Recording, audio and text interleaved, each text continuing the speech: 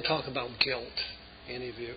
And I would suppose that some of us at times have felt a little guilty. And I'm going to start here by trying to make you feel guilty. Yes, because I would suggest that in our lives that we all have things that we feel a little guilty about. And we struggle with that.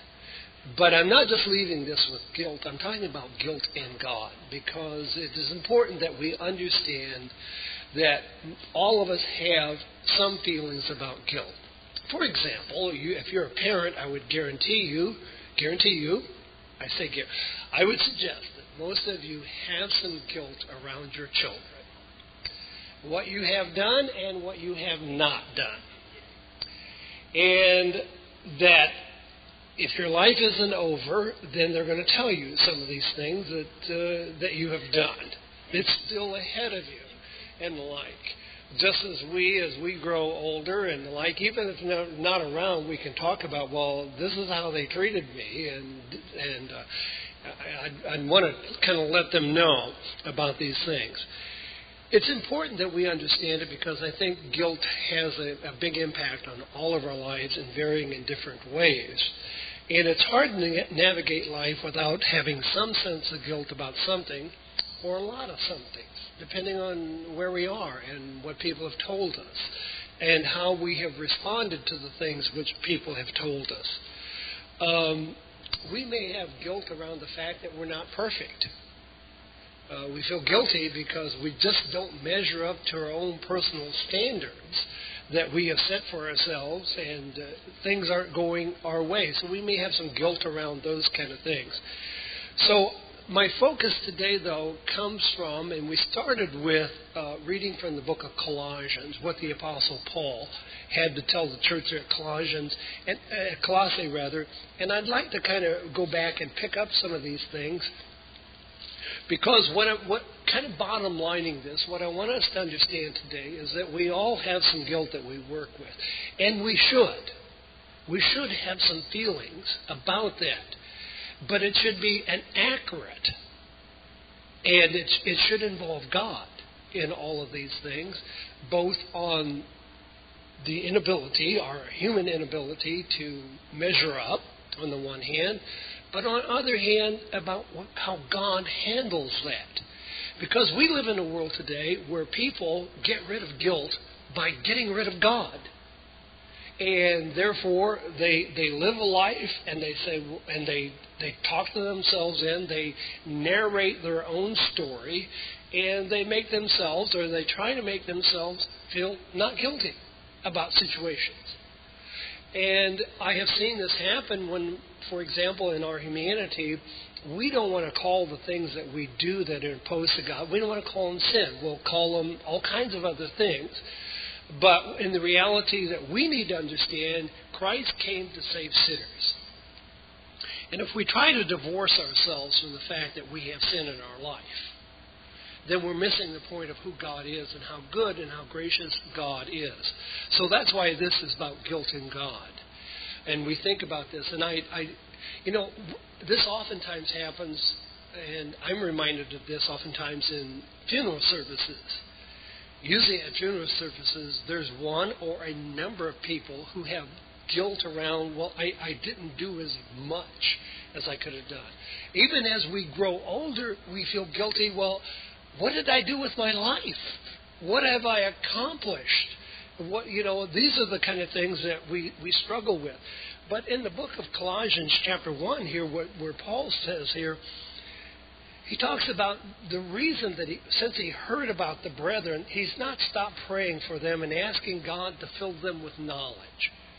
And not just knowledge, but the knowledge of His will through all spiritual wisdom and understanding. And so when we think about living our lives, it is in the will of God with spiritual understanding, spiritual wisdom. It was like Jeanette was asking me yesterday, because I'm doing supervision for her in her classwork. She said, well, who supervises the supervisor? And I reminded her, well, I have to take continuing education classes, not only in the classes that I have for counseling, but I also have to take continuing classes with church as well. But there's one point that I left out for Jeanette there. As far as, well, who supervises the supervisor? God. God has to have a part in my life, in my supervision. And I give him some, Jeanette will enjoy this, I've got some transfers issues with God, and it's like, well, wait a minute here, I've been there, done that. But we have this in our lives. So it is about doing this and that. And he says, we pray that this in order that you may live a life worthy of the Lord.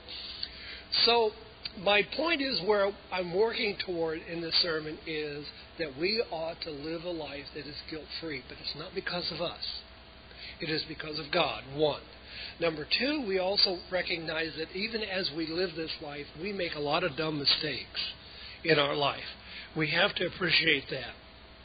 And that our life should be a life worthy, because if we just want to make up our own rules so that we don't feel guilty about situations, then we're going to go way askew of the will of God in our life. And that we live a life worthy of the Lord and may please Him in every way, bearing fruit in every good work and growing in the knowledge of God, being strengthened with all power according to His glorious might, so that you might have great endurance and patience, and joyfully giving thanks to the Father who has qualified you. It isn't that guilt is removed because we've done it. We've taken care of everything, and we've set our will to do that. He's qualified us to share in the inheritance of the saints in the kingdom of light. But we live in the kingdom of darkness. We live in a world of darkness. For He has rescued you from the dominion of darkness and brought us into the kingdom of His Son He loves. It is God who has done the rescuing, and when it comes to guilt, that is true as well. It is God who rescues us and has brought us into His Son's kingdom, in whom we have redemption and the forgiveness of sin. So forgiveness of sin is very important for us to understand in terms of guilt. And what I've been trying to do as I work toward our annual Lord's Supper service, rather than put a guilt trip on you, that's not my intent, but rather help us to appreciate the God that we serve, that we can come into His presence, to the Lord's table, with a confidence that is His confidence, with an invitation of knowing that we're invited and that we're welcome. So instead of 6 weeks of beating you down and trying to tell you about every sin you got and all the things and how that you and I have not measured up, I want to talk about how God has measured up. More than measured up in our life. And so this is what this is about. Because here's what John tells us, and this is our focus today. In 1 John chapter 3, and we begin here in verse 19 through 21, and this is what we're focusing on, where John says this. This then is how we know that we belong to truth, and how we set our hearts at rest in His presence. Whenever our hearts condemn us, and we have to ask ourselves, have our hearts ever condemned us? Which is another way of feeling guilty. Whenever our hearts condemn us, for God is greater than our hearts, and He knows everything. So that's what we're looking at. When our hearts condemn us, guilt, and what the Apostle John teaches us about guilt and God and our relationship with Him. Now, when we look historically at guilt, and I put in our scriptures, and I just want to touch on this, or in your notes, Leviticus chapter 5, verses 1 through 5, but the whole book of Leviticus 5 through chapter 5 through chapter 7 is about offerings and being guilty and being convicted of that guilt. But we're just going to use this one example where it tells us here in the book of Leviticus, and this is the old covenant, if a person sin because he does not speak up when he hears a public charge to testify regarding something he has seen or learned about, he will be held responsible. The King James says he will be held guilty. Now, are there a few times when you haven't spoke up for things that you ought to speak up for?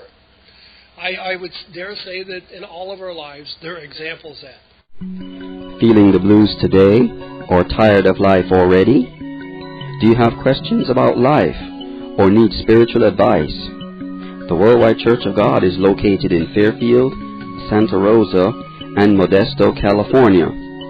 We welcome everyone to attend our worship services with us every week at the times listed on your screen.